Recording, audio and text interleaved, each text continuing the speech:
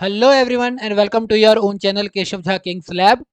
आज हम लोग करने वाले हैं वोकैब्युलरी का, पहले कलर चेक कर लेता हूँ, यही ले लेते हैं। चलो, वोकैब्युलरी का पार्ट 8। इससे पहले मैं 7 पार्ट अपलोड कर चुका हूँ। प्लेलिस्ट का मैं लिंक जो है डिस्क्रिप्शन बॉक्स में डाल दूंगा, आप वहां से पूरी प्लेलिस्ट देख सकते हैं। तो आज का जो हमारा कॉन्सेप्ट है वो है ईडियम्स। ईडियम्स यानी बेसिकली मुहावरे, ठीक है। तो अगर मैं मुहावरों की बात करूँ कि मुहावरे होते क्या है, तो इसकी डेफिनेशन क्या है। An idiom is an expression that takes on a figurative meaning, यानी कि when certain words are combine, यानी कुछ शब्दों को अगर आप इकट्ठा कर देते हो तो उनकी एक खास मीनिंग बन जाती है। वो हमारा क्या कहलाता है, EDM, which is different from a literal meaning of the individual word. यानी कि अगर उन सारे वर्ड को आप इंडिविजुअली पढ़ते हो तो उनकी मीनिंग अलग निकलती है, पर अगर उनको आप ग्रुप कर देते हो तो उनकी मीनिंग बिल्कुल ही अलग निकलती है, ठीक है। जैसे एक एग्जाम्पल दे रखा है, to beat black and blue. To beat black and blue यानी क्या, काले और नीले को मारना। To beat black and blue यानी काले और नीले को मारना। या फिर a hard nut to crack यानी एक कड़ी मूंगफली को तोड़ना या अखरोट को फोड़ना, यही होगा। The meaning of these expression is different from the literal meaning और definition of the word for which they are made. यानी कि अगर आप मैं बात करता हूं तो इनकी मीनिंग तो यही हो ना, काले और नीले को पीटना और अखरोट को तोड़ना, एक कड़े अखरोट को तोड़ना, बनता तो यही है, पर इसकी जो मीनिंग है वो क्या होती है, बहुत अलग हो जाती है और फिगरेटिवली यूज की जाती है। यानी कि दे मीन रिस्पेक्टिवली। रिस्पेक्टिवली पहले हम बात करते हैं किसकी, to beat black and blue यानी कि बहुत बुरी तरीके से मारना, टू बीट वेरी बैडली। और वहीं पर to hard a hard nut to crack यानी कि to a very difficult problem और सिचुएशन, किसी एक बड़ी मुश्किल में फंस जाना। तो इनके जो शाब्दिक मीनिंग है, जो इनके वर्ड वाली मीनिंग है, that is totally different and their figuratively meaning is totally another thing. Okay, now why should we learn idiom? So idiom add flavor and style to the language. It adds style in our language. A right idiom used in the right place not only show the user's knowledge but also puts forth and thought more convincingly. That means they say that people is knowledgeable, he has the knowledge, he knows where to use, what to use, and it will make the other person be convincing about you. Okay, the important aspect is to know the idiom, their meaning and use of them in often in language. Okay, so it is not just that you wrote it, आप रट्टा नहीं मार सकते. You have to know the idiom, you have to know their meaning, and you have to know the place where you can use. So and you have to oftenly use so that you be familiar with. Okay, article writing, presentation, even boardroom discussion needs a good command over language, which can be possible with proper use of good vocabulary, idiom, and phrases. Okay. Now, here are some examples. Let's just have a look. What is a black sheep? Kala bhed. Nahi. Means of black sheep is the odd one in the family. That means someone who is different from the family. Okay, the younger son is the black sheep of the family. That if other are culprit, sare gunde hai, then he is a decent one. Okay, black sheep. A bed of roses, that means a comfortable life with all the luxuries, with all the luxuries, ऐसी जगह जहां पर आराम से क्या हो, आप luxury में रह रहे हो. Do not expect life to be a bed of roses, यानी ये मत सोचो कि तुम्हारी लाइफ में बस लग्जरी लग्जरी होगी, टफ टाइम आएंगे. To beat black and blue, we already know that to beat very badly, the public beat the thief black and blue. To blow one's trumpet, that is to praise oneself a lot. अपनी बड़ाई खुद करना. मैं ज्यादा नहीं करता, पर हाँ अपनी बड़ाई तो मैं भी कर लेता हूँ, ठीक है. My friend has the habit of blowing his own trumpet. हाँ मैं भी ये तो थोड़ा थोड़ा मैं भी करता हूँ. ओके, भाई अपने आप को प्रेज, एक तरफ तो आप बोलते हो ना, मैंने कहा ना बड़े लोग बड़ा कंफ्यूज करते हैं. एक तरफ तो आप बोलते हो कि भाई अपने आप को सबसे ऊपर समझो, सबसे अच्छा समझो, सबसे अच्छा समझो. जब समझ रहा हूं तो फिर मैं बोलूंगा भी कि भाई सबसे अच्छा हूं. जब बोलूंगा तो फिर उसे कहोगे कि आप प्रेस कर रहे हो खुद को, आप अपनी ट्रम्पेट बजा रहे हो. बड़ा कंफ्यूज कर रखा है बाहर के लोगों ने. ओके, जैसे एक बहुत बड़े इंसान है, उन्होंने कहा था, if you think yourself, if you can imagine yourself something, you are that thing. If you think you are the best, you have to believe that you are the best. अगर मैं बिलीव कर रहा हूं I am the best, then I have to say that I am the best. And if I'm saying I am the best, you will say I am blowing my trumpet. So it's funny. Kith and kin, once relative and friends. तो आपके जो परिवार और समाज जो दोस्त होते हैं ना, वो किथ एंड किन कहलाता है. During time of need kith and kin are the only help. Okay. A hard nut to crack, we already know, a difficult thing or problem. The last question in the exam was a hard nut to crack. Then here is another one. A cold reception. स्वागत नहीं करोगे हमारा. That means वो क्यों कब बोला जाता है? सलमान खान ने ये बात क्यों बोली थी, स्वागत नहीं करोगे हमारा? Because he felt unwelcome there. तो there was a cold reception. Okay. और indifferent. My guests felt bad when they got a cold reception at the party. सही बात है. Lion's share, that means a major part. हमारी economy का क्या है? अगर हमारी इकोनॉमी 100% है, हम लोग कहते हैं कि भैया यहाँ पर 3/4 पार्ट जो है वो क्या है, सिर्फ रिच लोगों का, और बाकी ये इसमें मिडिल और पुअर लोग आते हैं. So that is the share of lion's share, a major part. Okay. तो ये, और ये चीज किसी भी चीज में भी हो सकती है, सामान में, शेयर में, खाने में. जैसे यहाँ पर दे रखा है, the elder's son took the lion's share of the family's wealth. उसने सबसे बड़ा हिस्सा ले लिया. Other fish to fry, we have other important work to do. Please be quick, I have other fish to fry. Okay. All and sundry, that is one and all. The minister invited all and sundry to his son's wedding. यानी सबको ही बुलाया. Spike and span, clean, neat and organized. Okay. So my friend's room is always spike and span, जो कि हमारे ज्यादातर लड़कों का कमरा नहीं रहता है. आजकल तो लड़कियों का भी नहीं रहता है, बट फिर भी. A square meal is a complete meal. Okay. The poor in our country find it difficult to get a square meal, live alone but buy luxuries. Okay. तो बहुत कम लोगों को पूरा खाना भी मिल पाता है, complete meal. To take French leave, that is French leave is to take leave uninformed. So gone are the days when employ could take French leave. यानी पहले जमाने में वो करता था, अब तो बता के लेना पड़ेगा वरना फाइन हो जाता है, या शिकायत हो जाती है, या आपके रिकॉर्ड में चढ़ जाता है. Man of straw, a man with no substance, जिसकी रीढ़ की हड्डी ना हो, यानी कि जो आदमी अपने बातों पे खड़ा ना हो सके. Don't believe your never, is a man of straw, वो कभी भी पलटी मार सकता है. ठीक है. अ bolt from the blue, N unexpected disaster. यहां पर बोल्ट का मतलब ना बिजली के लिए, ये जो बिजली सी कड़कती है ना, फ्लैश. अरे ये तो मैंने चिमटा बना दिया, रुक ना. ऐसे ही बनेगी ना बिजली. हाँ, ये जो बिजली सी बनती है, फ्लैश का जो निशान बनता है. फ्रॉम द ब्लू यानी आसमान से बिजली गिरी, तो ये क्या है, अनएक्सपेक्टेड डिजास्टर है. Narendra Modi's demonetisation is like bolt from the blue for those dealing in black money. Okay.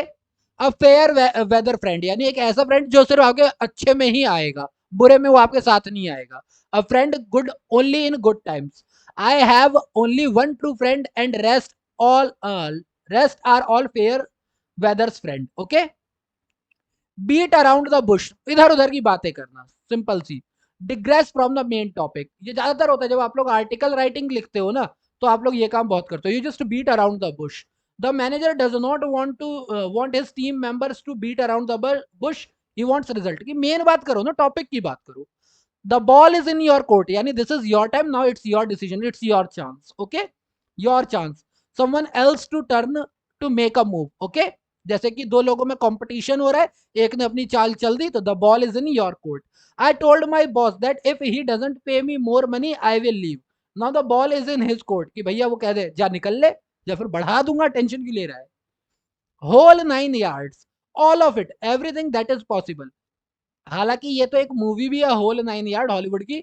But ये जो फ्रेज आया ना, ये बेसिकली उस स्टोरी से आया था, आप लोगों ने सुनी होगी, मस्ट हैव हर्ड दैट, कि एक बहुत ही लालची इंसान था, उसे एक बार पता चला कि एक जगह जमीन है, वो वहां पर जाता, बहुत सस्ती जमीन मिल रही है, तो वहां पर जो आदमी होता है वो कहता है कि ठीक है, शाम तक तुम जितनी जमीन कवर कर लोगे, तुम्हें कवर करके यहां तक आना ही आना है. ठीक है. तुम जितनी जमीन कवर कर लोगे वो तुम्हारी हो जाएगी, तुम्हें चल के जाना है खोदते हुए. वो जाता है, वो दोपहर देखता है, रात में शाम में आते आते सूरज डूबते डूबते उसकी जान निकल जाती है. तो उसके अंदर से ये होल 9 yards आया हुआ था. ठीक है. The mountain trail was difficult but I wanted to go the whole 9 yards. Now keep something at bay, यानी कि कोई चीज ऐसी जो कि छिपा के रखनी है, उसे बस छुपा के रखो, आपको सीक्रेट रखनी है. To stop something that could be a problem for you from getting close और गेटिंग वर्स. ठीक है. यानी कि कीप समथिंग एट बे, यानी कि अगर आपको लगता है उससे आप मुसीबत में फंस सकते हो, तो that is keep something at bay. A good way of keeping your anxieties at bay is to meditate, यानी अगर आप चाहते हो कि आपकी घबराहट छुपी रहे तो आप क्या करो, मेडिटेट करो। Eight the drop of hat, यानी कि जैसे ही आप, ये ना ब्रिटिश है, ब्रिटिश वगैरह जो मैक्सिको वगैरह के लोग होते हैं वो हैट पहनते हैं, तो उनके यहाँ ना वो गेम होती है, आपने देखी होगी पिस्टल वाली, कि जैसे ही टाइम हुआ क्लॉक टिक की और तो दोनों गन निकाल करके शूट करते हैं, है ना, स्टेयर डाउन कहते हैं उसे। तो eight the drop of hat, पहले बेल नहीं हुआ करती थी ना, तो वो लोग यही करते थे, वो लोग कैप उछाल देते थे हवा में, और उनकी कैप हल्की होती थी, वो जैसे ही गिरती थी तुरंत गोलियां चलाती थी, दैट इज इमीडिएटली और instantly. Let don't let Namrata watch those emotional serials, she cries at the drop of hat, शुरू होते ही रोने लगती है। अ हेरिक्यूलियन टास्क, हरिकेन जो होता है वो समुद्र में आता है, और वो क्या होता है, बहुत ज्यादा नुकसान करता है, it's a difficult job. Okay, convincing my mother to let me go for a night stay at हरिक stay is a herculean task. अच्छा सॉरी, मैंने हरिकेन बोला, ये हरक्यूलियन है, सॉरी मेरी गलती है।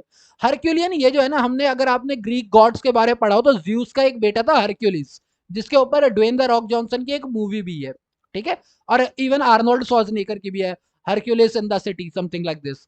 तो हरक्यूलियन जो है, हरक्यूलियन क्या है, वो आधा गॉड है, तो बड़े बड़े काम कर लेता है, वो 3 मुंह वाले शेर को कुत्ते को मारता है, वो बहुत सारी चीजें जो रॉक ने बताई है उसके अंदर, बहुत ज्यादा जंप ले लेता है, तो हरक्यूलियन टास्क जो है उसी के नाम पर है, अ डिफिकल्ट जॉब, ठीक है।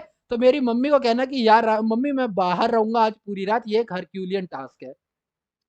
गिफ्ट ऑफ गैब, अगर आप लोग क्रिश्चियन धर्म से थोड़ा भी आप लोगों को पता है तो आपको पता होगा, उनमें ना एक गेब्रियल नाम के एंजल होते हैं, और गेब्रियल जो एंजल थे ना, उनकी ये खासियत थी कि वो गिफ्ट दे देते थे, किस चीज का, वो गिफ्ट देते थे कि आप लोग बोल सकते हो, आप अच्छे से बोल सकते हो साउंड का, ठीक है। तो यहाँ पर क्या है, स्पीकिंग फ्लुएंटली, तो जब आप बोल सकते हो that is your gift of गैब।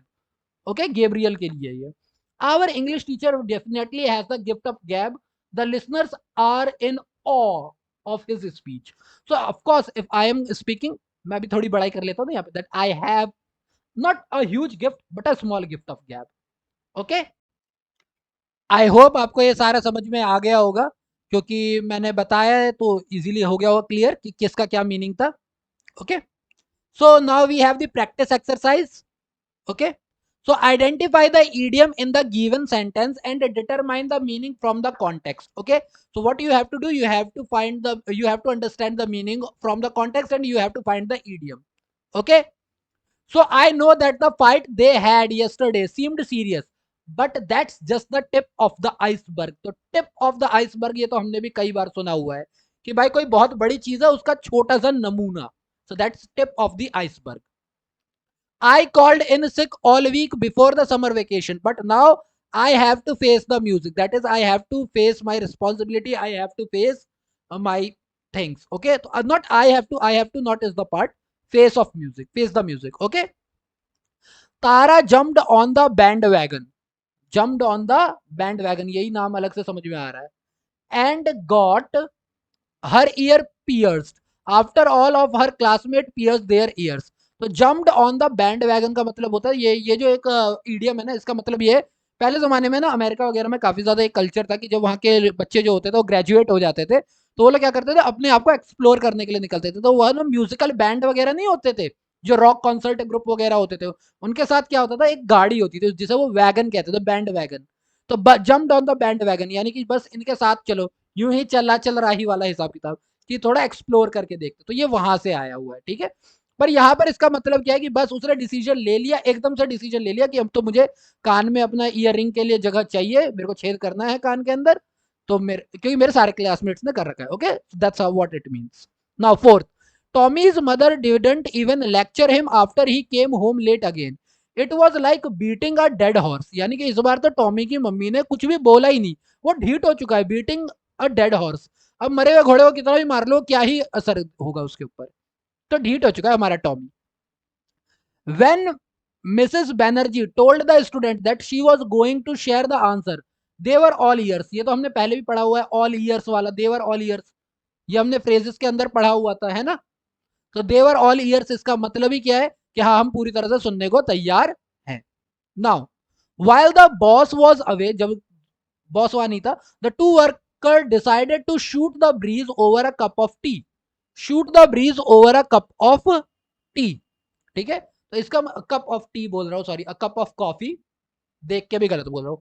शूट द ब्रीज का मतलब थोड़ा आराम से, रिलैक्स, बातचीत करना, थोड़ा सा सांस ले लेना। Okay, dad wanted to let me off the hook, let me off the hook, but mom said he made his bed, now he has to lie in it.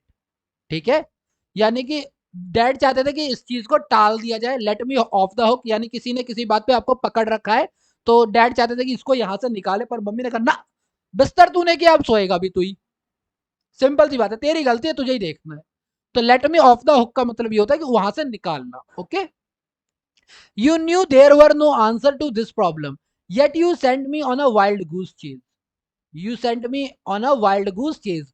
Wild goose chase का मतलब a long chase जिसका कोई result नहीं हो, क्योंकि goose हमारा rabbit type का होता है ना, और उसको भी पकड़ना बड़ा मुश्किल होता है, तो दैट्स व्हाट, ये यहीं से आया हुआ है। ठीक है, अब इसके बाद ये कुछ प्रैक्टिस एक्सरसाइज है जिसके अंदर हमें बोला हुआ है select the correct meaning of the idiom and phrases, इसका आपको आंसर में मिल जाएगा। मैं एक्चुअली ये प्रैक्टिस एक्सरसाइज इसलिए भी नहीं करवा रहा था क्योंकि इसके आंसर आपको ग्रुप का वो कहते हैं आपके बुक के अंदर मिल जाएंगे। ठीक है, अगर आपको आपके पास बुक है आईसीआई की तो बहुत अच्छी बात है, अगर नहीं तो ये बहुत लंबी एक्सरसाइजेस, क्योंकि सारी बुक की एक्सरसाइज इकट्ठी कर रखी है। ठीक है, मैं फिर भी, और ये देखो यहाँ पर आंसर की भी दे ही रखी है। ठीक है, जितने भी हमने पढ़े हैं ना, हमने कोलोकेशन पढ़े, हमने कोनोटेशन पढ़े, हमने ईडियम फ्रेजेस जो भी पढ़ा है, सबसे रिलेटेड एक्सरसाइज अगर आपको चाहिए मैं अलग से कर दूंगा। ठीक है ना, एक वीडियो बना दूंगा जिसमें सिर्फ ये एक्सरसाइज ही करेंगे। ओके, फिलहाल के लिए मैंने ये आपको बता दिया है, हालांकि कुछ मैं ऐसे भी बता देता हूँ, ऐसा नहीं है, क्यों ही छोड़ू, ईडीएम वाले तो बना ही सकते हैं। बोन ऑफ कंटेंशन का मतलब होता है सब्जेक्ट ऑफ डिस्प्यूट, यानी जिस बात पे झगड़ा हो रहा हो। The rule to roost, the rule to roost is means to dominate, यानी कि अपना दबदबा दिखाना। To grease the palm, to offer bribe, simple सी बात। अरे थोड़ा मक्खन लगाइए जनाब, हाथ पे आप लोग क्या कर रहे हैं। Storm in a tea cup is making big issue out of a small thing, क्योंकि हमारा चाय का कप छोटा होता है, उसके अंदर से तूफान निकाल दिया, यानी कि छोटी सी बात का बतंगड़ बना दिया। लॉन्ग फॉर, लॉन्ग फॉर जो होता है वो हमारा होता है डिजायर के लिए। ठीक है, कि मेरा बहुत टाइम से ये इच्छा थी, तो long for that is desire. Pen and ink, whenever we talk about pen and ink it's in writing.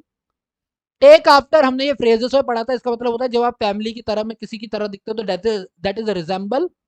A far cry, ये जो अ फार क्राई होता है हमारा, इसका मतलब वैसे होता है शाउट लाउडली। ओके, या टू ब्रेक साइलेंस आप कह सकते हो, बट इसका बेसिकली यही होता है, नहीं सॉरी सॉरी क्या बोल रहा हूँ, इसका होता है अ फार क्राई इज वेरी डिफरेंट, ये होता है इसका, मैं क्या बोल रहा हूँ, मैं इसकी मीनिंग बताने लग गया। ठीक है, अब फार क्राई अगर हम लोग वैसे सोचते हैं तो इसका मीनिंग क्या होगा, दैट इज शाउट लाउडली और टू ब्रेक साइलेंट, नहीं, बट ये नहीं होता, इसका होता है very different. Okay, Hobson's choice, Hobson's का चॉइस होता है मतलब कि no choice at all. Actually Hobson's choice ये ना एक लॉजिक था, ये ना आई थिंक इंग्लैंड में और फ्रांस में, आई एम नॉट श्योर किस जगह की बात है ये, वहां पर ना एक हॉब्सन हॉर्स राइडर के रेंच हुआ करता था।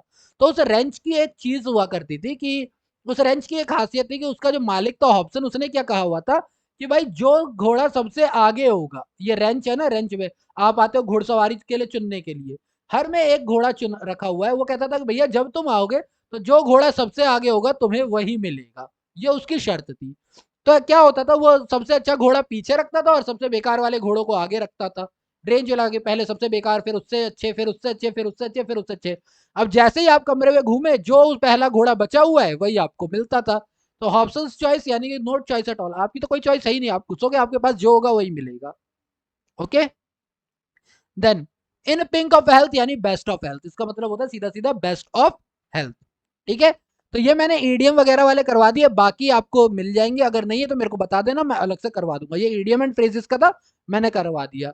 सो दैट्स बीन सेड, यहाँ पर हम ना वोकेबलरी का 8वां पार्ट खत्म कर रहे हैं, जो हमारा मेरा पार्ट 9 होगा, उसके अंदर हम लोग प्रीवियस ईयर क्वेश्चंस करेंगे जो अब तक आए हैं 2018 से लेकर के जुलाई 2021 तक, जो भी वोकेब्स के क्वेश्चन आए हैं मैं वो सारे के सारे डिस्कस करूंगा आपके साथ पार्ट 9 में। ठीक है, तो स्टे ट्यून। अगर आपको वीडियो आज की अच्छी लगी तो please give it a like, अगर आपने अभी तक शेयर नहीं की, अगर आपने अभी तक मेरा चैनल सब्सक्राइब नहीं किया है, I don't know why you are waiting, subscribe my channel. और अगर आपको लगता है आपके फ्रेंड्स को भी ये देखना चाहिए, उनके लिए भी ये हेल्पफुल होगा, तो प्लीज शेयर दिस वीडियो, क्योंकि बहुत बच्चों को बहुत सारी हेल्प मिलेगी इससे। Okay, so that's been said, be healthy, be safe, and thank you for your time.